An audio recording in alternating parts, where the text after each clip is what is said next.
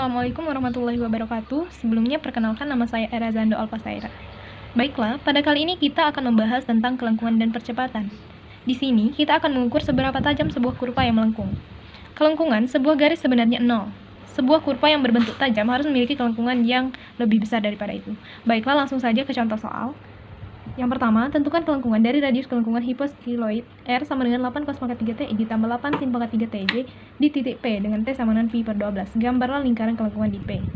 Untuk penyelesaian, T lebih besar dari 0, lebih kecil dari pi per 12, di mana pi T sama dengan R turun pertama T sama dengan min 24 cos pangkat 2 T sin TI ditambah 24 sin pangkat 2 T cos TJ. Min 24 dapat dari mana? Dari 3 ke 8 sama dengan 24 cos 2 T. Cos sin dapat dari mana? Dari turunan pertama dari cos, yaitu min sin. Jadi min 24 cos pangkat 2 T sin TI. Begitupun dengan yang ini. Cos dapat dari mana? Turunan pertama dari sin. Jadi 24 sin pangkat 2 T cos TJ. Pi T sama dengan 24 sin T cos T. T sama dengan min cos TI ditambah sin TJ. Turunan pertama dari min cos TI ditambah sin TJ yaitu sin TI ditambah cos TJ. Nah, maka untuk kelengkungan didapatlah rumus T turunan pertama dibagi dengan P dikali T, di mana sin TI ditambah cos TJ dibagi 24 sin T cos T. Maka 1 dibagi 24 sin T cos T sama dengan 1 dibagi 12 sin 2T.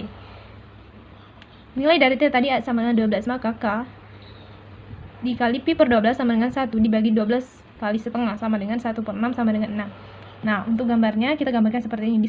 Di sini ada lingkaran kelengkungan dan di sini ada titik hiposkaloid. Lanjut dengan contoh soal yang kedua.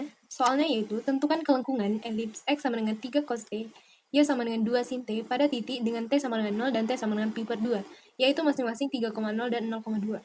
Gambar elips itu dan lingkarkan kelengkungan di titik tersebut. Nah, untuk menyelesaikannya kita perlu untuk menurunkan satu-satu. Turunan pertama X sama dengan min 3 sin T, turunan kedua X sama dengan min 3 cos T. Untuk Y, turunan pertamanya adalah 2 cos T dan turunan keduanya adalah min 2 sin T. Di mana rumus kelengkungan berdasarkan teorema ini yaitu X turunan pertama dikali Y turunan kedua dikurang Y turunan pertama dikali X turunan kedua dibagi dengan X turunan pertama kuadrat ditambah Y turunan pertama kuadrat pangkat 3 per 2. Hasilnya adalah 6 sin kuadrat T ditambah 6 cos kuadrat T dibagi 9 sin kuadrat T ditambah 4 cos kuadrat T pangkat 3 per 2. Maka dapatlah hasil 6 min 6 dibagi 5 sin kuadrat T ditambah 4 pangkat 3 per 2. Sehingga K0 sama dengan 6 dibagi 4, 3 per 2 sama dengan 3 per 4. K pi per 2 sama dengan 6 dibagi 9 pangkat 3 per 2 sama dengan 2 per 9. Nah, maka kita dapat menggambarnya seperti pada gambar berikut. Perhatikan bahwa K6 melebihi K pi per 2 yang cocok dengan kenyataan. Ini 3,0 yang berradius 4 per 3 dan di 0,2 yang berradius 9. Selanjutnya yaitu pembahasan soal nomor 5, di mana soalnya yaitu sebuah vertikal yang bergerak sedemikian hingga R T sama dengan T kuadrat I ditambah sepertiga T pangkat 3J. T lebih dari atau sama dengan 0. AT dalam T dan N, hitung AT untuk T sama dengan 2. Maka tahap penyelesaiannya yaitu kita turunkan pi T sama dengan 2TI ditambah T kuadrat J. ds per dt sama dengan pi T sama dengan akar dari 4T kuadrat ditambah T pangkat 4 sama dengan T akar dari 4 plus T kuadrat. Maka D kuadrat S dibagi dengan dt sama dengan 4 plus T kuadrat dibagi akar dari 4 plus T kuadrat.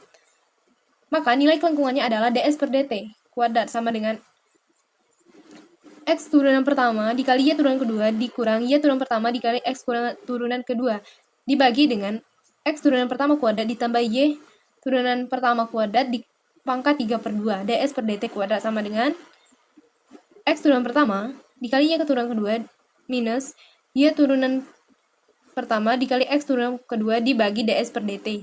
Maka kita masukkan jadi 2T dikali dengan 2T minus T kuadrat dikali dengan 2 dibagi T akar 4 plus T kuadrat sama dengan 2T kuadrat dibagi T per 2T kuadrat dibagi T akar 4 plus T kuadrat sama dengan 2T per akar 4T kuadrat. Sehingga kita dapat Nyatakan AT sama dengan D kuadrat S dibagi dengan DT plus T plus K ds per dt kuadrat N.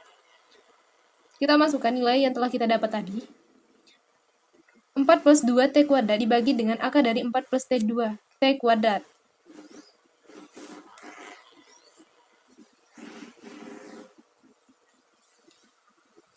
Ditambah 2 T dibagi akar dari 4 plus T kuadrat N. Maka A2 sama dengan 12 dibagi 1/8 akar 8 dikali T ditambah 4 dibagi akar 8 dikali N. Maka didapatlah hasil 3 akar 2T ditambah 2N. Terima kasih.